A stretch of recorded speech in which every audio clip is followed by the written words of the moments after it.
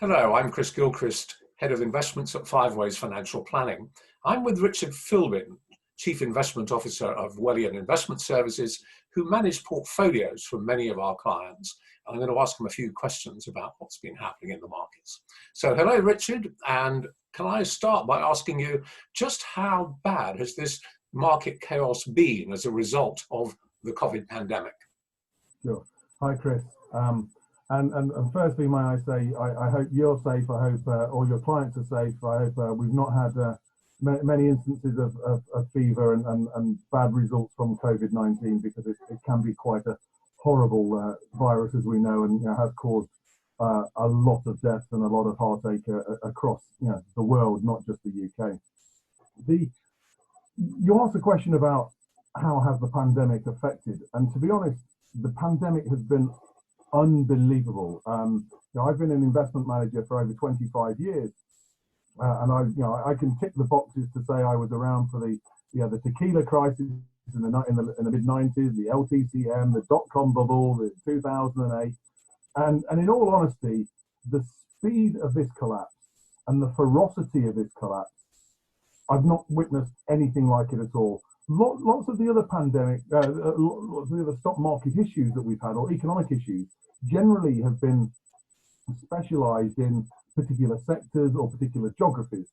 This one is a global impact, and it stopped the world from an economic perspective almost immediately. So even though the end of December we heard of an epidemic of a virus in an area of China, which I'd put my hands up in the air and say, I've no idea, I'd never heard of Wuhan in December, even though 14 million people live there. To go from, it's an epidemic to a global pandemic is just amazing. And it's not surprising that the stock markets have reacted the way they have, the oil market has reacted the way they have, and also governments have reacted the way they have with regards to the lockdown. Is that one of the sort of key things about the difference between this crisis and that of 2008, 2009?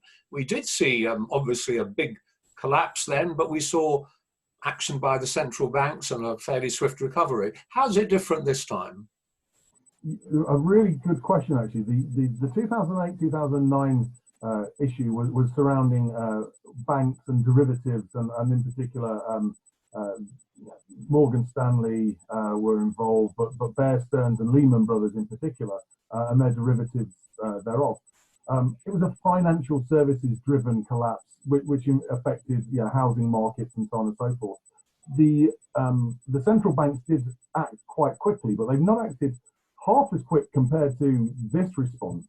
Not only has this response been a very quick response, it's been much, much greater as well. In the US, for instance, the response has been the equivalent of $3 trillion, which is more than 10% of the GDP of America.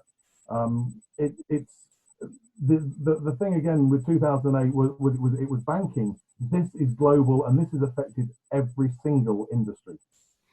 So we've had a huge stop to the economy, and the scale looks to be around 10% of GDP in the first quarter, very roughly, and perhaps worse in the second quarter, do you think? And possibly after that, some recovery?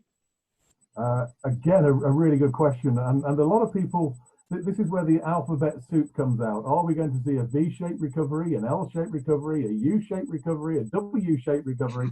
I even read one yesterday that was saying we want to go for the Nike swoosh recovery, where it goes, woo, like that sort of thing. The economy in the first quarter basically shut down globally. We are seeing some signs of recovery in Asia. China's back partly to work. Indonesia, Singapore, Thailand, some of these countries are already starting to come back good. But Europe is still very, very slow. The US is even further back than we are. And we've not talked about the emerging markets of Africa or Latin America, for instance, where there are billions of people. Will it kick back into recovery? Of course it will. Every economy eventually turns around and kicks back. And as long as the stimulus package is good enough, we will see a return to growth. but I don't think that return to growth will be the V shape that a lot of people are hoping and wishing for.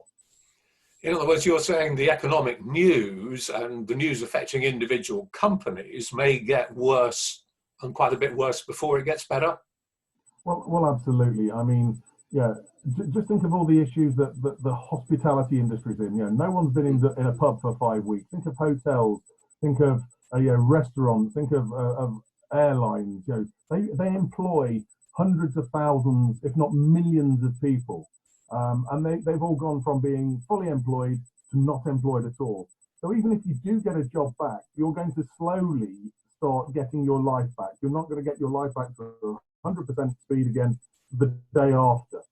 So if there is a recovery, or should I say when the recovery comes, the recovery will be different. It won't be as wide and as normal as you know where we were before the slowdown, and it will be very tentative. I think most people have realised that they might not have the same amount of savings as they need or want, and yeah, there's a lot of people feeling a lot of pinch. A lot of people have been made redundant. A lot of people have been furloughed. And a piece of data coming out of the US, for instance, in the last 6 weeks, over 30 million people have claimed unemployment benefits. Now, 30 million people is about 15% unemployment. Now, to put that in another context, 30 million jobs have been created over the last 12 years. So we've seen 12 years of jobs growth disappear in 6 weeks. You cannot turn the tap back on that quickly and get everything going again.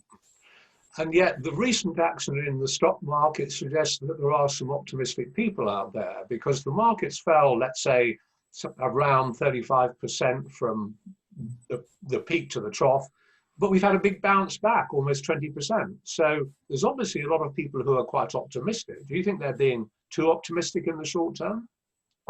There's a saying in the market, it's called the dead cat bounce.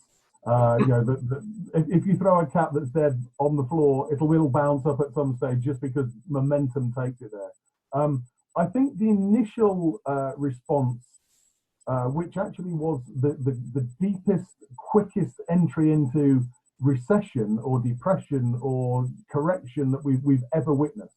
Yeah, it took something like 15 business days from what was stock market highs to stock market lows, and that the speed and the ferocity of that is unprecedented. So you've got to be very careful of that, and that was because people were just writing off everything immediately.